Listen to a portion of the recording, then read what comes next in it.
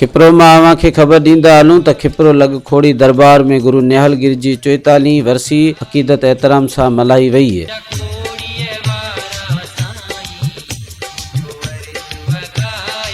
वरसी तकरीब के मौके ते खोड़ी दरबार के गादी नशीन साईं कपिलगिर मजहबी इबादत कई है।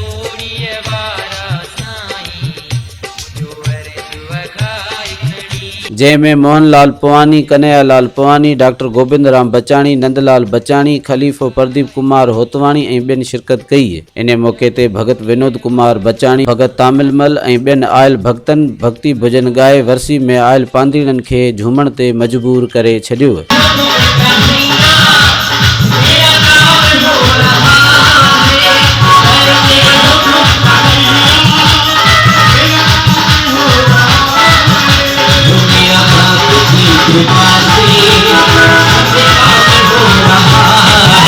गुरु निहालगिरी जी 44 वरसी के मौके ते हैदराबाद, मीरपुर खास, कंडियारी, शिदातपुर, खिपरो समेत सिंध के कुंड कुड़छ मां गुरु निहालगिरी जे अक़ीदतमंदन पांधीड़न वडे अंग में शिरकत कई है।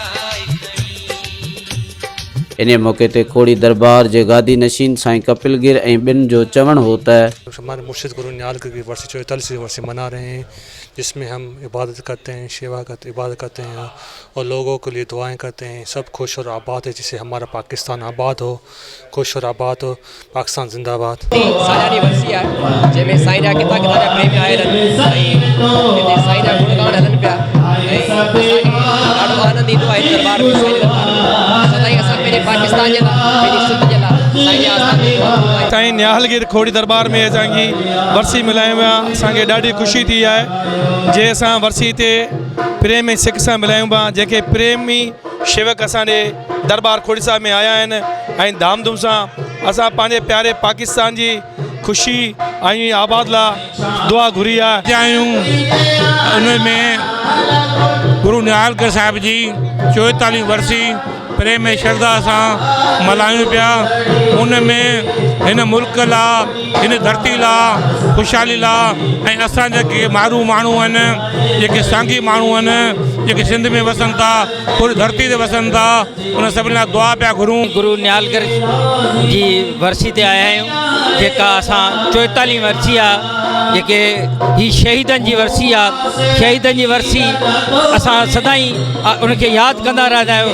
ही कॾहिं शहीद जेके हूंदा आहिनि, ज़िंदा हूंदा आहिनि, उन जी ज़िंदगी दिली खे ॾिसंदे असीं इबादत लाइ हिते मुल्क जी ख़ुशहाली लाइ ऐं पाकिस्तान जे लाइ ऐं सॼी क़ौम अहल अहलियार लाइ सभिनी लाइ असां दुआ घुरियूं आहिनि। ॾाढे गुरु साईं निहालगिरी जी वर्सी ॾाढे धूमधाम सां मल्हाई वञे पई। हिते ॿाहिरां खां आयल सभिनी खां हर हंधा आयल पुजारी आयल आहिनि, शेवादारी आया आहिनि। आज हमारे मुर्शिद गुरु निहालगिरी की 44 वर्सी है, जिसमें हमने इबादत की है और मुल्क पाकिस्तान के लिए दुआएं की हैं। खोड़ी दरबार में गुरु निहालगिरी साहिब की 44वीं वर्सी मना रहे हैं। आज हम इतने खुश हैं कि हमारे सिंध में, पाकिस्तान में इतनी आज़ादी है, जो हम वर्सी हम जोश और जज्बे मना रहे हैं और पाकिस्तान के लिए दुआएं ले रहे हैं। गुरु निहालगिरी जी अॼु खोड़ी दरबार में 44वीं वर्सी आहे, जिनजी असांखे सभिनी खे वाधायूं हुजनि। असां शेवा कई आहे, जिन बि शेवा कई आहे, जेके आया आहिनि उन सभिनी खे वाधायूं हुजनि, लख लख वाधायूं। ही दर जेको आहे हिते सदाईं मुल्क जी ख़ुशहाली लाइ दुआऊं ऐं प्रार्थनाऊं थींदियूं रहंदियूं आहिनि ऐं हिन गुरु साहिब जी वर्सी थी आहे ऐं हर साल वांगुरु मेलो धामधूम सां मल्हायो वियो आहे ऐं सभिनी माण्हू जेके बि हिते अचनि था उन्हनि खे गुरु जो आशीर्वाद बि मिले थो, प्यार बि मिले थो ऐं तमामु सिंध में तमामु वॾी दरगाह आहे गुरुनि जी। सो सभिनी खे मुल्क जे लाइ दुआ थिए थी, पंहिंजे हर माण्हू पंहिंजो आशीर्वाद वठी वञे थो। ऐं निहालगिरी जी 44 वर्सी वॾे धामधूम सां श्रद्धा सां मिला वई।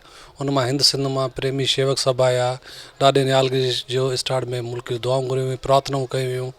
उनमें भंडारो साहिबु हो, रोड साहिबु हो ऐं शेवा आरतियूं थियूं। उनमें सिंध जो नामारो भगत विनोद तामिल, इहे सुठा भगत जी राग बि कयनि, गुरुनि जा गुण गाए ऐं शेवाऊं बि कयनि। सभिनी खे गुरु जी वर्सी जूं लख लख वाधायूं हुजनि। ॾियारो मल्हायो वियो असांजे प्यारे गुरु साईं निहालगिरी जी 44 वर्सी मल्हाई बि वञे ऐं हर साल इहे सिख श्रद्धा सां मल्हाईंदा आहियूं। घणी तइदाद में हिते शेवादारी बि ईंदा आहिनि, वीचारा जेके प्रेमी बि ईंदा आहिनि, शेवक बि ईंदा आहिनि। सभिनी खे आशीर्वाद मिलंदी आहे ऐं मुल्क लाइ ख़ुशख़ुशी तौर ते दुआऊं घुरी वेंदियूं आहिनि। मुल्क जी जो खुशहाली लाइ। हमारे जो गुरु हैं, हमारे मुर्शिद हैं, शहंशाह गुरु निहालगिरी आज 44 जो वर्सी है। आपने देखा होगा इधर पूरी सिंध से लोग आते हैं और गुरु का दर्शन करने के लिए, और उनकी जो मिन्नतें होती हैं उनकी पूरी होती हैं, वो यहाँ आते हैं।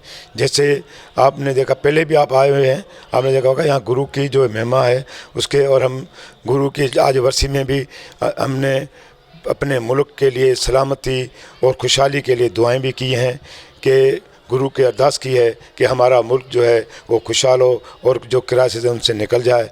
और ये सारे जो लोग आए हुए हैं वो गुरु पे प्रार्थना करके यही भी किए कि हमारे मुल्क की खुशहाली हो। साहब की 44 वर्सी आहे जेका सुठे नमूने सां मल्हाईसीं खोड़ी दरबार में, ऐं पाकिस्तान जी सलाम लिया दुआ बि कईसीं, पाकिस्तान आर्मी लाइ दुआ कईसीं। खोड़ी दरबार में मुर्शिद साईं निहालगिरी 44 वर्सी मल्हाई वई, जिथे हर शहर जा, चुंडके जा, कंडियारी जा सभु पांदीड़ा आया।